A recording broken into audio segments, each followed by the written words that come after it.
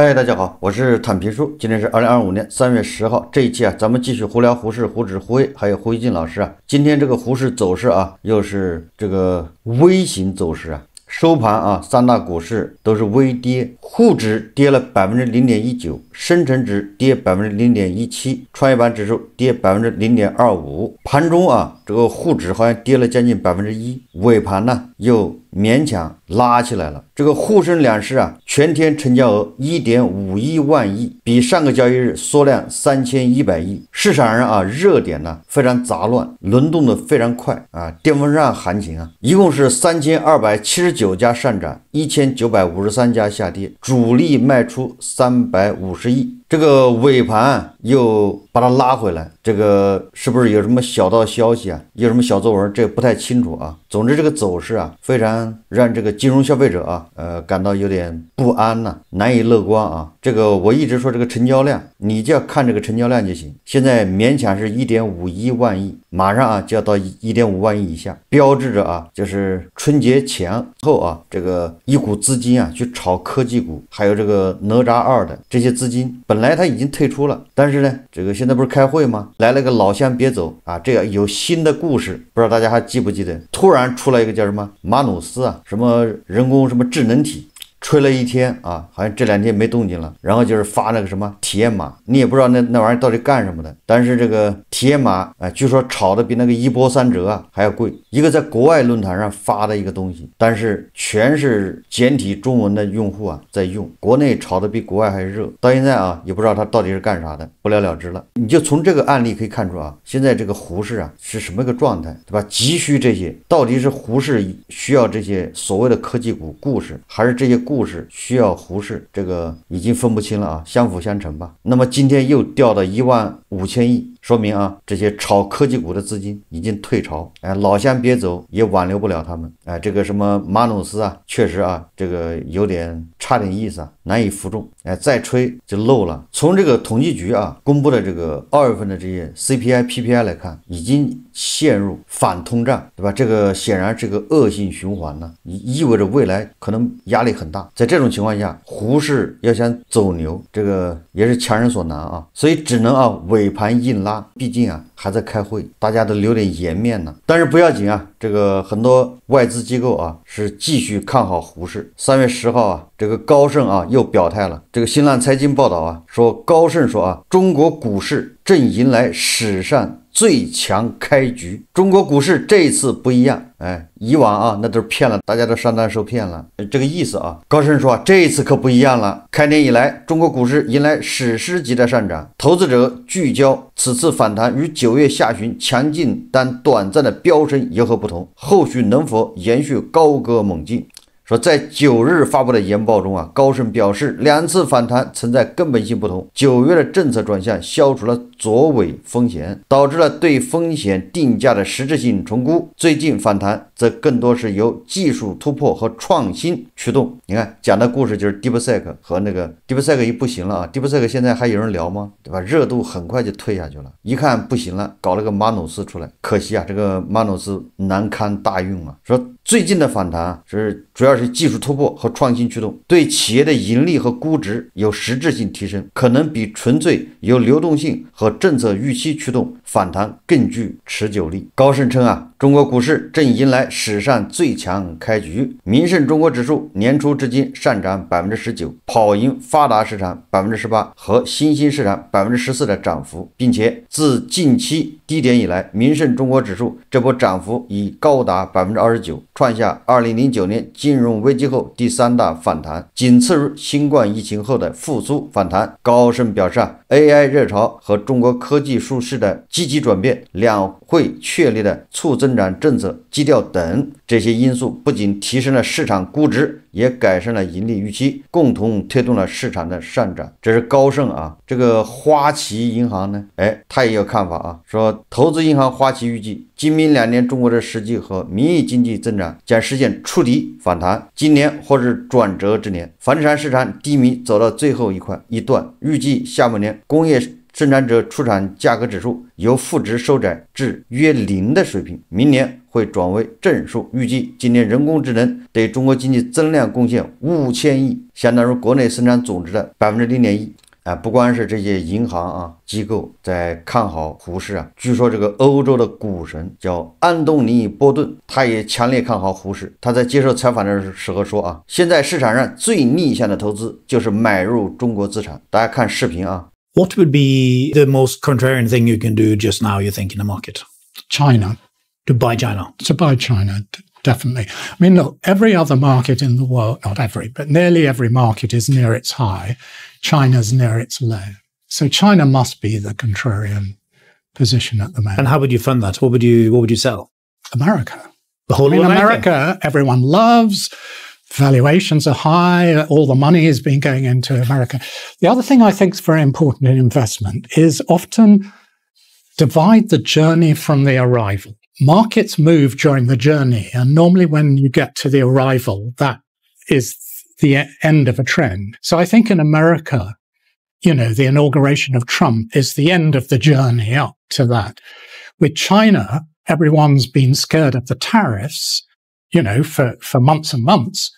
I think the date the tariffs come could mean the turning point. 这些都是一家之言别的都不说了。高盛他说的 L 型复苏，大家还有印象吗？著名的 L 型复苏就是高盛说的，现在他已经不提了，也没有告诉我们这个现在是在 L 那一竖里面，还是在那一横里面，还是说横一竖都没有了现在就是复苏了，对吧？这些机构变脸比翻书还快，跟特朗普也差不多，所以说他们的报告也参考也就完了。这个高盛最新一份研究报告指出，随着中国估值逼近合理目标，预计牛市将会放缓，并且在未来几周美中政策和地缘政治议程再次活跃下，获利回吐压力显现。而美国和中国科技股之间的估值溢价已从年初的152%收窄至目前的71%，而这表明在中国建设性的人工智能故事已被更好的定价，盈利能力的提高和盈利升级可能是推动人工智能科技领域进一步上涨的必要条件。这个说通俗一点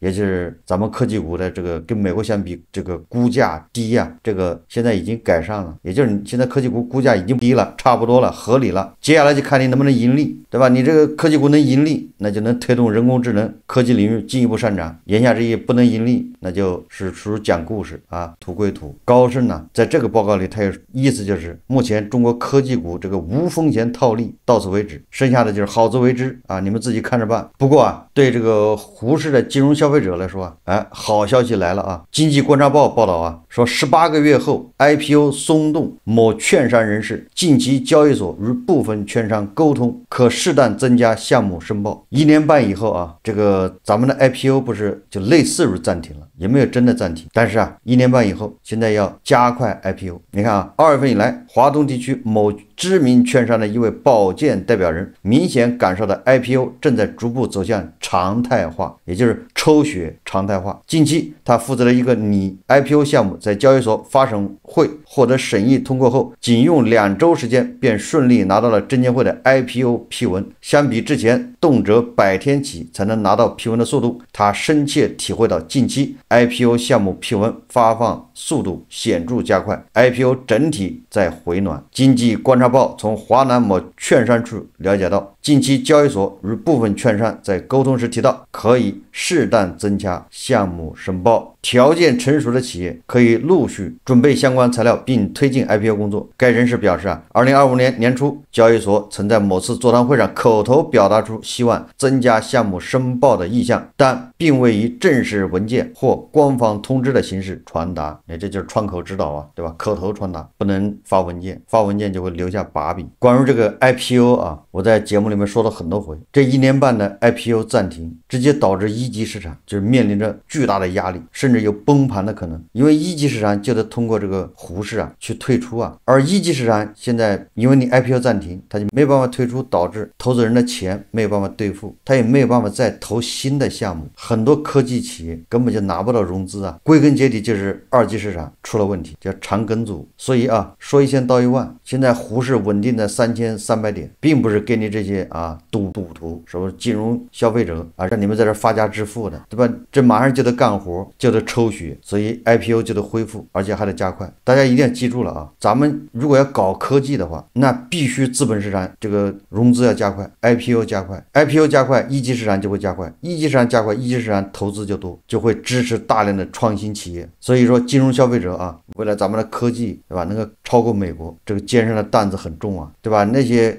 创业的人在那玩命的去攻关啊，去创新，你的金融消费者呢，你就出钱就行了，没毛病啊。这个以后啊，咱们人工智能遥遥领先，那个绝对是由金融消费者的一份功劳。这本身这个 DeepSeek 对吧，它的横空出世，那就是金融消费者捐的钱呢。所以要这么说的话，咱们的科技啊，要想繁荣，主要还是看金融消费者。所以说下周啊，就有5只新股要发行，所以这个金融消费者多担待啊，准备好钱，为国接盘。这回是真的啊，因为科技的复兴，这不是闹着玩的，这要真金白银呢。说到 IPO 啊，有人担心对吧？这个很多上市公司欺诈上市啊，财务造假。网上有一个股民啊提建议，也很有意思啊。他说：“我向证监会提个建议，上市公司建立保险赔偿制度，每个公司 IPO 时买保险，如果遇到财务作假、退市等，由保险公司介入赔偿股民损失。”这个建议啊，如果能执行的话，对每个股民来说，那必须是大好事。如果上市公司造假，由保险公司来赔偿。这些这个金融消费者啊，实际上就是一些赌徒。一般的保险啊，我们理解，这保险它是保什么东西呢？保的是那种意外，对吧？这是保险的基本功能嘛，是概念。就是如果你是故意的，怎么能保险呢？那叫敲诈，那就属于诈骗，那是要抓你的。就保险一定是保你意外，比如车祸，你是意外，对吧？人身这个什么伤害，或者是人身意外啊，比如说你登山不小心掉下去了，或者是对吧自然灾害等等，你这个财务造假是蓄意啊，保险公司怎么保啊？第二个啊，大家还记得吧？那个武汉啊金凤什么黄金有限公司啊，他就在那个银行里存了一个200亿的黄金啊，还是多少亿的黄金，让保险公司保，保险公司给出了个保单，然后拿这个保单去骗了很多专业的投资机构、基金、私募还有银行，这个活生生的例子就在这儿。所以你看啊，这些赌徒啊，这些所谓的金融消费者，他为了让自己规避风险，对吧？逃避自己的责任，他知道他是赌博，这就相当于让那个保险公司啊，你去保这个赌场，这帮人不能抽老千了，你保险公司赔我钱，这是大聪明啊！对这些金融消费者啊，实际上最好的办法就是离开这个市场，这个市场不适合你啊，这是最简单的办法。这个新浪证券报道啊，这个咱们现在不是提倡高分红吗？给股民分红，上市公司你不分红，你就是铁公鸡，对吧？对铁公鸡有处罚啊，你不能再增发，不能干这个，不能干那个。你提倡分红，1年分2次，什么事情啊，什么政策都会被人利用，冠冕堂皇的利用。这个新浪证券报道啊，说东方雨虹掏家底式分红近59亿，说东方雨虹掏家底式分红，实控人拿12.81亿，比大股东减持所得利益还多得多。你看看，你把它减持防住了，不让它减持，人家通过合法的分红分走的钱比减持还多，对吧？你说你怎么防吧？说最近深交所主板上市的公司东方雨虹公布了2024年年报，这是一份不能让人满意的年报。2024年该公司营收利润双降，其中净利润仅为1.08亿元，较上年同期大幅下降95%，其利润下降幅度之大，同样令人瞠目结舌啊！该公司推出的年度分红方案，分红44.19亿元，让人不可思议。这44.19亿元其实并不是该公司2024年分红的全部，实际上2024年半年报该公司就推出了每10股派发现金红利6元分配方案，2次分红合并，东方雨虹2024年总计分红58.8亿元。如此疯狂的分红之举，目前 A 股上市公司甚是少见。也就是说，一个上市公司你有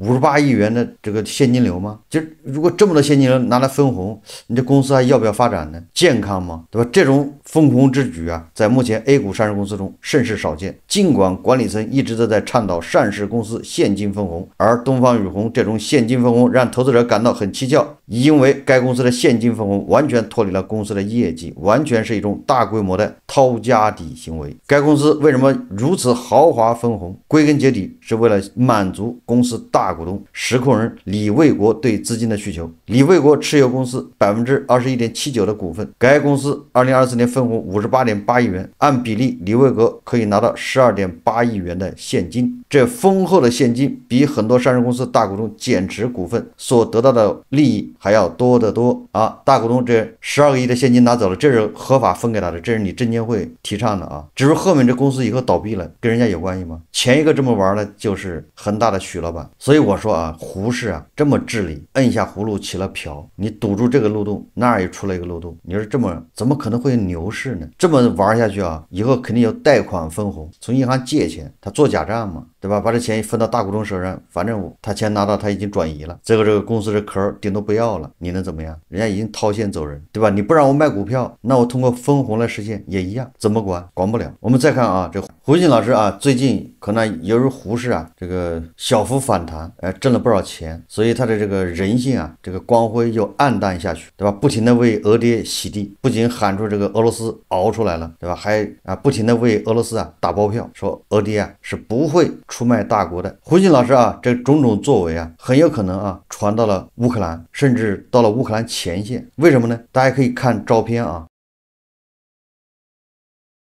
我看了一下这个照片，应该不像是 P 的，这个英文啊，它是拼音，明显写的是胡锡进，献给胡锡进和特朗普共同的父亲。胡锡进啊，在简中网这种啊为俄爹洗地，对吧？已经传到了乌军的前线。当然了，这个后面啊，这个胡适啊也得负一定的责任。本来胡适应该跌的，这一跌，胡锡进老师马上就有了人性，恢复了点人性，他就不至于这样激怒，对吧？这个前线的乌军士兵啊，所以希望胡锡进老师啊要好自为之啊！连乌克兰人都知道俄罗斯是，对吧？胡锡进老师的爹，俄爹嘛，好事不出门啊，坏事传千里。这3年啊，国内的这些黄俄啊，尤其是头部黄俄，对吧？以胡锡进啊，还有加德老师，还有维维，还有这个什么灿荣，以这些老师啊为首的啊，可以说极尽各种讽刺、辱骂、污蔑、诋毁，对吧？这个乌克兰对俄罗斯的反抗啊，污蔑他们的这个反抗的领军人物泽连斯基。这个泽连斯基如果啊，他要流亡海外，那在胡锡进的嘴里，那就是懦夫、怂狗、畏惧俄爹的实力。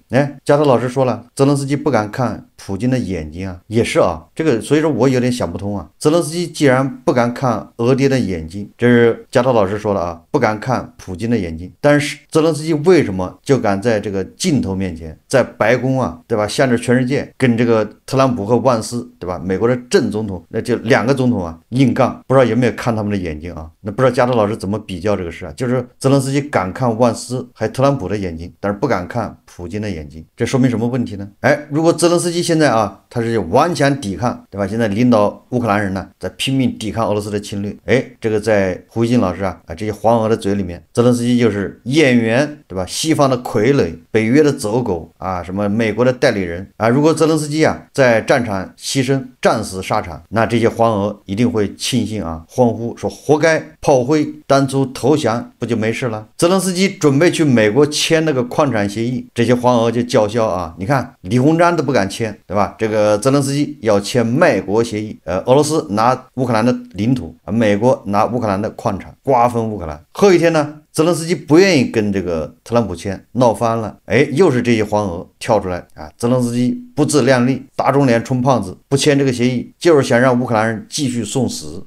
现在据说啊，这个泽连斯基又要跟这个美国代表团在沙特谈判，有可能要签这个矿产协议，不知道这些黄俄啊又要怎么评价？这些黄俄啊，胡锡进老师啊，他喜欢不喜欢特朗普说不好，但是他们恨泽连斯基那是真真切切的，不知道为什么啊，就是对一个抵抗俄罗斯侵略，然后呢，人家又没有招你，没惹你，人家每年啊20%多的粮食卖给你吃，对吧？现在又卖豌豆给你吃，卖那个什么第聂伯河的鱼给你吃，怎么就这么招他恨，就理解不了吧？所以说啊，对泽连斯基对乌克兰无由来的恨，恐怕实质上是对俄爹发自肺腑发自骨髓的那种敬畏，那种恐惧，所谓的是斯德哥尔摩综合症。这胡锡进老师啊，既然啊乌军都已经知道了，对吧？大名远扬啊，以俄为父，所以说以后啊最好不要去乌克兰旅游，小心被人盯上，人家跟你要个说法，那可就麻烦了啊，比较尴尬。好，这期节目我们就聊到这里，感谢大家收看。如果喜欢我的节目，欢迎订阅转发，也可以在下方留言评论，谢谢大家。